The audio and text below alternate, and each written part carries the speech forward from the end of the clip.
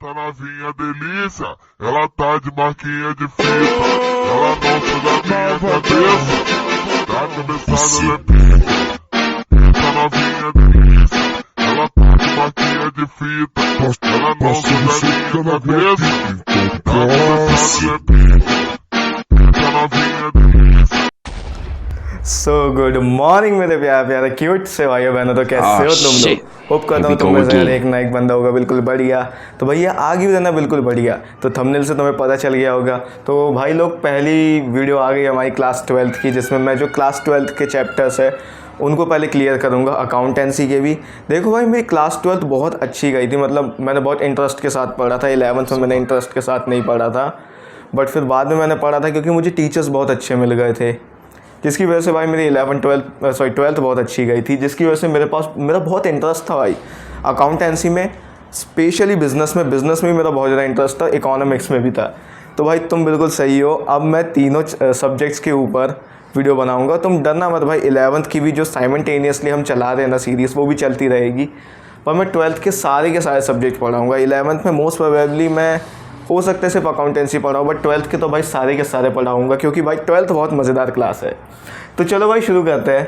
तो भाई पार्टनरशिप का जो पहला चैप्टर है, हाँ तुम एक चीज़ कमेंट में बता देना भाई, क्या तुम्हें पार्टनरशिप बुक के पहले पूरे चैप्टर्स चाहिए है, या फिर हम ये भी कर सकते हैं कि जो पार्टनरशिप बुक है उसका फर्स्ट चैप्टर, फिर कंपनी अकाउंट्स का फर्स्ट चैप्टर, और उसके बाद अपनी वो एक और कोई रहती है फाइनेंशियल एनालिटिक्स, उसका एक चैप्टर, फाइनेंशियल स्टेटमेंट सॉरी, उसका एक चैप्टर, ऐसा भी कर सकते हो। तुम कमेंट में बता देना कैसा करना है। तो चलो भाई पहले हम लोग, और अगर कोई रिस्पॉन्स नहीं आते तो हम पहले एक बुक ख़त्म करेंगे। और ये डिमांड भी किया हूँ भाई मैंने, एक बहुत प्यारा कमेंट आया था, उसमें डिमांड थी इसलिए मैंने किया हो। तो भाई फंडामेंटल ऑफ पार्टनरशिप पहला चैप्टर है भाई। तो भाई सबसे पहले जानते हैं भाई पार्टनरशिप का मतलब क्या होता है। भाई मैं डेफिनेशन पढ़ के बताता हूँ, उससे अपन जानते हैं।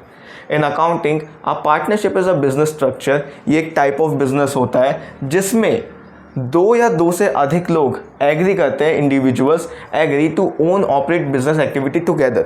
यानी दो, सारे वर्ड्स बहुत ध्यान से देना, जो मैं बोलूँगा ना भाई उन वर्ड्स को अच्छे से दिमाग में बैठाना, क्योंकि उन्हीं से फीचर्स बन जाएंगे। दो या दो से अधिक लोग, ऑब्वियसली भाई मिनिमम तो दो लोग चाहिए ना पार्टनरशिप बनाने के लिए। तो दो या दो से अधिक लोगों ने क्या सोचे हैं कि वो बिज़नेस ऑपरेशन करेंगे मिलके, यानी बिज़नेस करेंगे मिलके। उसके बाद sharing in the profit and loss, जो कुछ भी प्रॉफिट और लॉस होगा उसको आपस में बांट लेंगे। और the Indian partnership act 1932 defines it. देखो भाई इसके लिए एक प्रॉपर एक्ट बना गया है जिसके अंदर आप चाहो तो रजिस्टर कर सकते हो, नहीं चाहो तो नहीं कर सकते हो। ये एक्ट कब बना था भाई? 1932 में बना था। Define it is a relationship between persons who have agreed to share profit, यानी एक रिश्ता बना है ये दो लोगों के बीच में जिनने वो करे ना भाई, एग्री करे कि वो शेयर करेंगे प्रॉफिट और लॉस को, प्रॉफिट ऑफ अ बिजनेस। देखो यार यहाँ पे बहुत इंपॉर्टेंट वर्ड आया है, यहाँ पे सिर्फ प्रॉफिट लिखा हुआ है। क्यों लिखा हुआ है? क्योंकि भाई जो माइनस रहते हैं ना उनके साथ हम लॉस को नहीं बांटते हैं। ये बात उतनी काम की भी नहीं, अभी तुम्हारे काम की नहीं आएगी, पर देखो यहाँ सिर्फ प्रॉफिट लिखा हुआ है, लॉस नहीं लिखा हुआ, क्योंकि अक्सर प्रॉफिट को ही जनरली शेयर करने की बात की जाती है, लॉस के बारे में बात नहीं करते। भले ये तुम्हें लग रहा हो गलत हो, लेकिन कुछ हद तक ये सही भी रहता है माइनस के केसेस में, क्योंकि उन्हें लॉस डिस्ट्रीब्यूट नहीं किया जाता है। ठीक है, profit of a business carried on by all और any one of them acting for all. Mutual agency की बात करें, इस पर हम बाद में आएंगे। Essentially it's a formal agreement, इसमें एग्रीमेंट बनता है भाई। एग्रीमेंट दो तरीके से हो सकता है, हमने ओरली बात कर ली है या तो लिखित में ले लिया ना भाई। जैसे मान लो तुमने और मैंने पार्टनरशिप बनाई, हमने मुंह में ही बोल दिए, तो इसे ओरल एग्रीमेंट कहेंगे, मतलब बस वर्बली हुआ है भाई, मुंह में कुछ नहीं बोले। वर्बली जब कोई एग्रीमेंट होता है तो हम उसे एक ओरल एग्रीमेंट कहते हैं, और जब रिटर्न में कोई एग्रीमेंट होता है तो हम उसे पार्टनरशिप डीड कहते हैं। To combine their resources and efforts for business with a goal of earning profit, यानी प्रॉफिट कमाने के लिए। एक एक करके भाई इंपॉर्टेंट चीज़ देख लो भाई। दो या दो से अधिक लोग होने चाहिए, पहली चीज़। दूसरी चीज़ भाई प्रॉफिट एंड लॉस शेयर करना चाहिए। इवन दो पार्टनरशिप एक्ट में लिखा हुआ है सिर्फ प्रॉफिट की बात, माइनस की वजह से, उसमें हम बाद में आएंगे।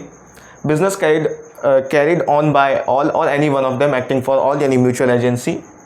इसका मतलब मैं बताऊंगा भाई, आगे आएगा तो उसकी टेंशन मत लो बस। और एग्रीमेंट बनता है। अब चलो भाई अगली बात पे आते हैं भाई, इसके फीचर्स को भाई तुम आराम से समझ सकते हो, बहुत ईजी है। एसोसिएशन ऑफ टू और मोर पर्सन, यानी इसमें दो या दो से अधिक लोग होने चाहिए। ठीक है, A partnership requires at least 2 individuals to form a business, यानी partnership. The maximum number of partners is typically capped at 50 for general partnership and 20 for banking partnership. अब भाई बहुत इंपॉर्टेंट बात बोल रहा हूँ मैं, इसको अच्छे से सुनना। देखो भाई, पार्टनर्स मैक्सिमम कितने हो सकते हैं इसकी कोई लिमिट पार्टनरशिप एक्ट ने प्रिस्क्राइब्ड नहीं किया है, पर इसने एसोसिएट किया है सेंट्रल गवर्नमेंट के साथ। मेरी बात बहुत ध्यान से सुनना, सेंट्रल गवर्नमेंट के साथ एसोसिएट किया है, जिसमें रूल नंबर 10 में लिखा हुआ है। सेंट्रल गवर्नमेंट के साथ एसोसिएट करके जो रूल नंबर 10 है उसमें लिखा हुआ है कि मैक्सिमम जो रहती है ना 50 की लिमिट है, ठीक है। सेंट्रल गवर्नमेंट रूल नंबर 10, इसमें लिखा नहीं है भाई, बट ये होता है, ठीक है। और बैंकिंग में मैक्सिमम 20 बन सकते हैं, ठीक है। अब शेयरिंग प्रॉफिट, इसका की फीचर क्या है? अगर भाई तुम और मैं बिजनेस कर रहे हैं तो ऑफकोर्स भाई हम दोनों साथ में जो है प्रॉफिट बांट लेंगे। तुम कुछ प्रॉफिट रखो, मैं कुछ प्रॉफिट रखता हूँ और कुछ बिजनेस में इन्वेस्ट करते हैं। अ की feature in the sharing of profit and loss among the partners, the specific ratio sharing profit and loss is usually defined in the partnership agreement. अब देखो भाई, तुम्हें कितना प्रॉफिट का हिस्सा मिलेगा, मुझे कितना प्रॉफिट का हिस्सा मिलेगा, ये भी डीड में डिसाइड रहता है। अभी डीड के बारे में आते हैं अपन लोग। भाई डीड का मतलब होता है वो एग्रीमेंट जो लिखित में बना हुआ है ना, कि तुम कितना प्रॉफिट लोगे, मैं बेसिकली भाई डीड में लिखी रहती टर्म्स एंड कंडीशंस, कि हमारी पार्टनरशिप की क्या टर्म्स एंड कंडीशंस है जिन्हें हम फॉलो करते हैं, तो वो सब कुछ लिखा रहता है भैया अपनी डीड में, ठीक है। अब अनलिमिटेड लाइबिलिटी बहुत इंपॉर्टेंट, बट तुमने 11th में इसके बारे में पढ़े होगे, बट मैं वापस बता रहा हूँ, बहुत इंपॉर्टेंट बात है।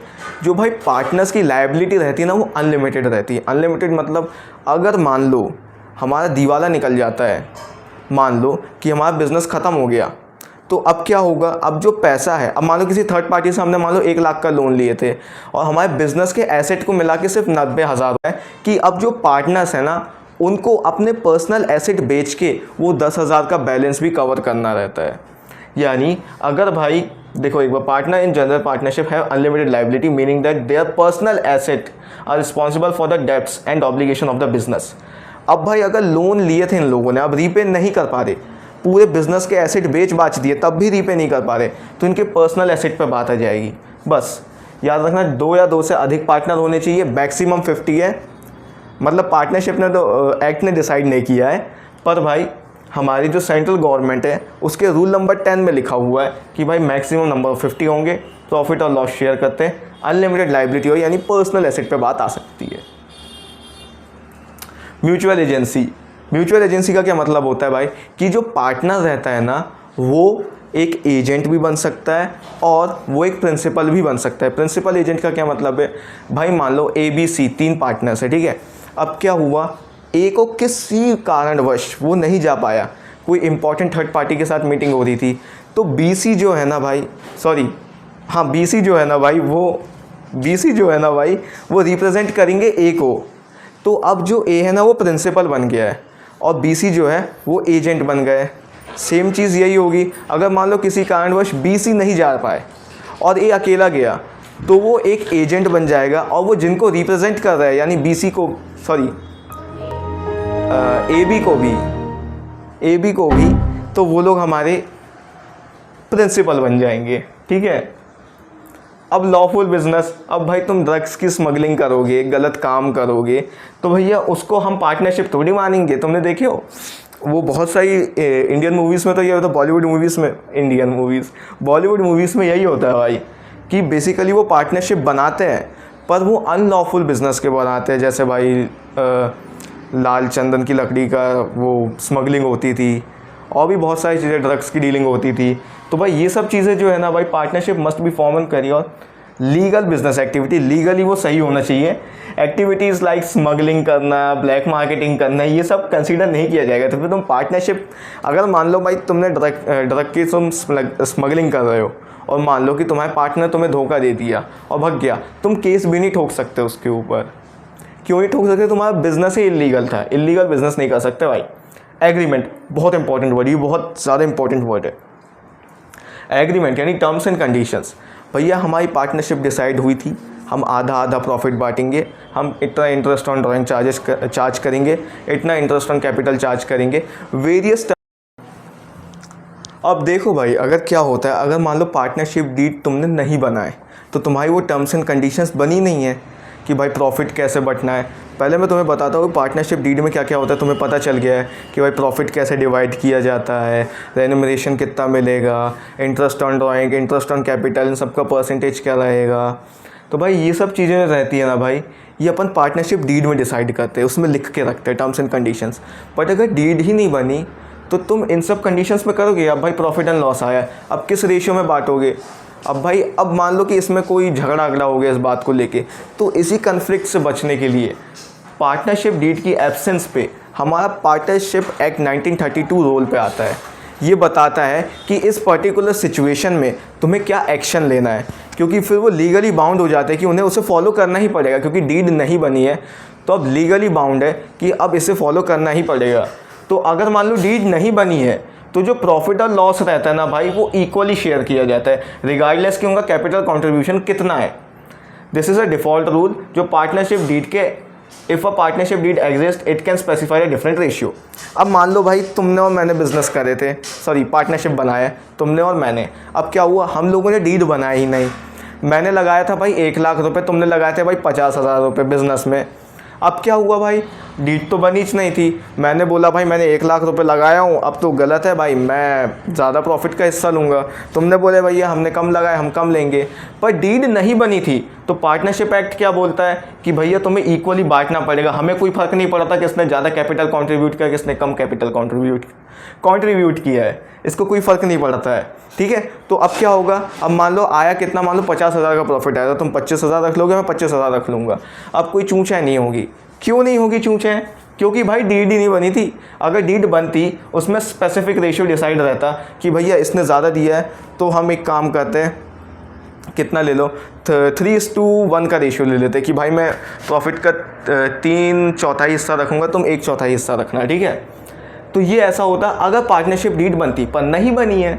अगर नहीं बनती है तो पार्टनरशिप एक्ट 1932 रोल पे आता है। अब दूसरी चीज़ भाई इंटरेस्ट ऑन ड्राइंग और इंटरेस्ट ऑन कैपिटल। अब भाई इंटरेस्ट ऑन ड्राइंग और इंटरेस्ट ऑन कैपिटल ये दोनों चीज़ें चार्ज ही नहीं की जाती। अगर भाई डीड नहीं बनी है तो 1932 ये बोलता है कि ना तो आप इंटरेस्ट ऑन कैपिटल IOC, ना तो interest on drawing IOD charge ही नहीं कर सकते।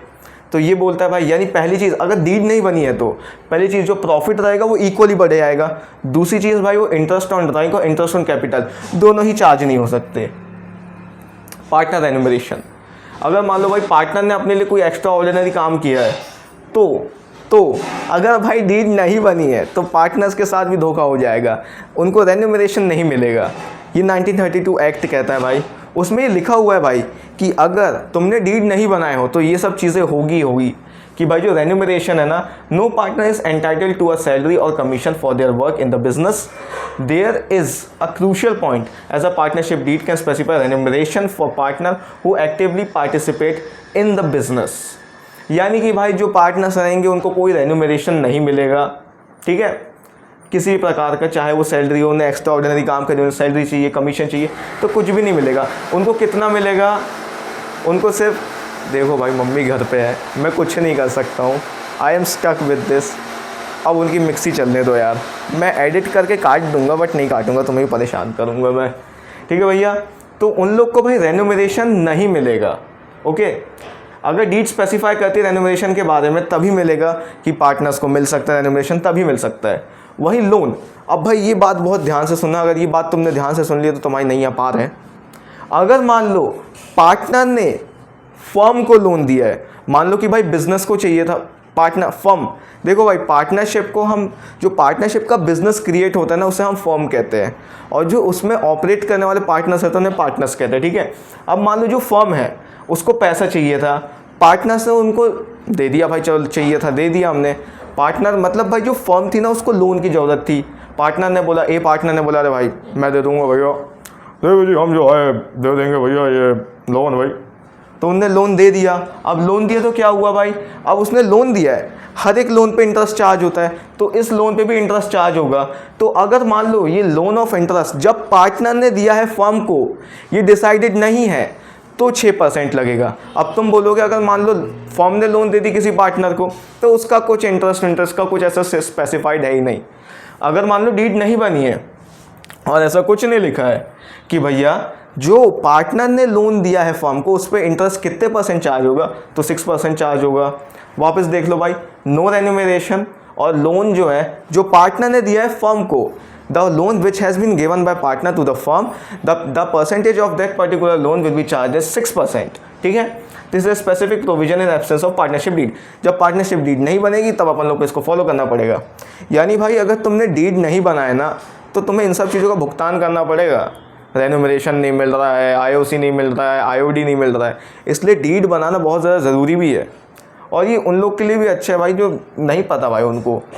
अब मान लो पता है, इसका तुम बहुत अच्छे से यूज़ भी कर सकते हो दूसरों को बेवकूफ़ बनाने के लिए। तुमने डीड नहीं बनाए, अपना कैपिटल का कंट्रीब्यूशन कम रखना, उन लोग को बिज़नेस की अकल नहीं होगी कि भैया अब क्या करें, बस रजिस्टर जरूर करवा लेना। हाँ, एक और चीज़, ये एक्ट तभी काम करे जब तुम रजिस्टर्ड हो पार्टनरशिप में, सॉरी, अगर तुम पार्टनरशिप एक्ट में रजिस्टर्ड हो ना तभी वो रोल पे आता है। ओके, और रजिस्ट्रेशन इसका कंपलसरी नहीं है भाई, अगर तुम चाहो तो रजिस्टर कर सकते हो, नहीं चाहे तो नहीं करो।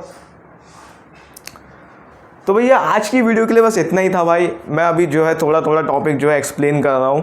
अभी अपन धीरे धीरे चलेंगे, 12th को एकदम आराम से धीरे धीरे चलाएंगे, पर अगर तुम चाहते हो स्पीड अप करना है तो हम कर सकते हैं। देखो उल्टा भी कर रहा हूँ भाई, साका नाडे समझ में आया तुम लोग को? अरे इसलिए उल्टा रखा हूँ, देखे तुमने, बहुत समझदार हूँ मैं। अगर भाई तुम्हें वीडियो पसंद आती है तो मेक श्योर टू कमेंट और भाई बताना कहाँ कहाँ कमी है तो आई कैन इम्प्रूव। और तुम्हें कोई डाउट पूछना तो बिल्कुल मेक श्योर टू कमेंट भाई, मैं डेफिनेटली तुम्हें रिप्लाई करूँगा। और तब तक के लिए भाई स्टे ट्यून्ड, स्टे हेल्दी। ऐसी 11th की वीडियो आती रहेगी, 12th की भी आती रहेगी। 12th की हम